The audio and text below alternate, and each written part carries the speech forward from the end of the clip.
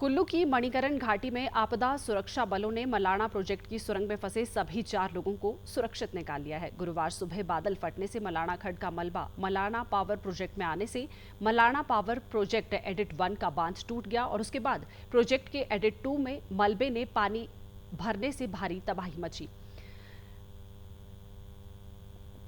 Power project edit 2 में भी कार्यालय और डैम के साथ साथ मलाणा सड़क में 3-4 पुल और सड़क पूरी तरह से क्षतिग्रस्त हो गए हैं। इस बीच डैम की सुरंग में इन 4 लोगों के फंसे होने की सूचना प्राप्त हुई थी, जिसके बाद युद्ध स्तर पर बचाव अभियान चलाया गया और इन्हें आज लगभग 32 घंटों बाद सुरक्षित निकालने में कामयाबी मिली है। इससे पहले कल मुख्य संसदीय सचिव सुंदर सिंह ठाकुर ने प्रभावित क्षेत्र का दौरा कर अधिकारियों को प्रभावित परिवारों को जल्द राहत सामग्री पहुंचाने के निर्देश दिए।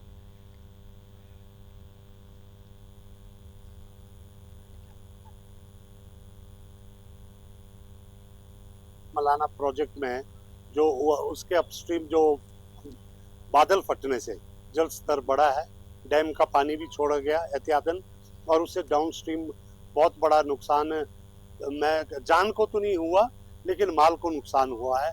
लोगों की जमीनें बही है, 8 परिवार बेघर हुए हैं और उसमें 2 मंदिर भी बह गए हैं और डाउनस्ट्रीम जो सब्जी मंडी को भी नुकसान हुआ, वहाँ पे अस्थायी रूप से शार्ट में जो है सब्जी मंडी जो स्थापित की जाएगी।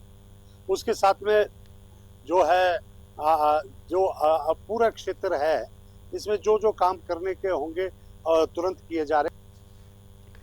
स्थानीय निवासी प्रवीण ठाकुर ने कहा कि भारी बारिश होने से पार्वती नदी में भारी बाढ़ आ गई, जिससे बलाधी गांव में घरों व जमीन को नुकसान हुआ है। उन्होंने कहा कि पार्वती नदी के किनारे लोगों के बागीचे को भी भारी नुकसान पहुंचा है।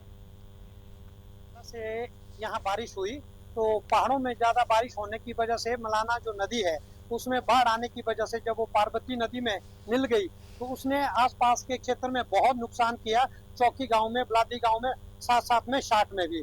शाट में हमारे स्थानीय लोगों का जो यहाँ पे मकान थे, कुछ के रिहायशी थे, कुछ के बिल्डिंगे दुकानें भी थी। उसके साथ जितना भी पानी ने खारा किया और उसके साथ में जो शाट सब्जी मंडी थी एपीएमसी की, उसकी 3.5 मंजिला एक बहुत बड़ी बिल्डिंग थी और साथ में जितने भी यहाँ छोटे वैली ब्रिजेस थे और आसपास की जो जमीनें थी उसको भी काफी नुकसान हुआ है। आने वाले समय में अगर बारिश इसी तरह रहेगी तो नुकसान और ज्यादा बढ़ेगा।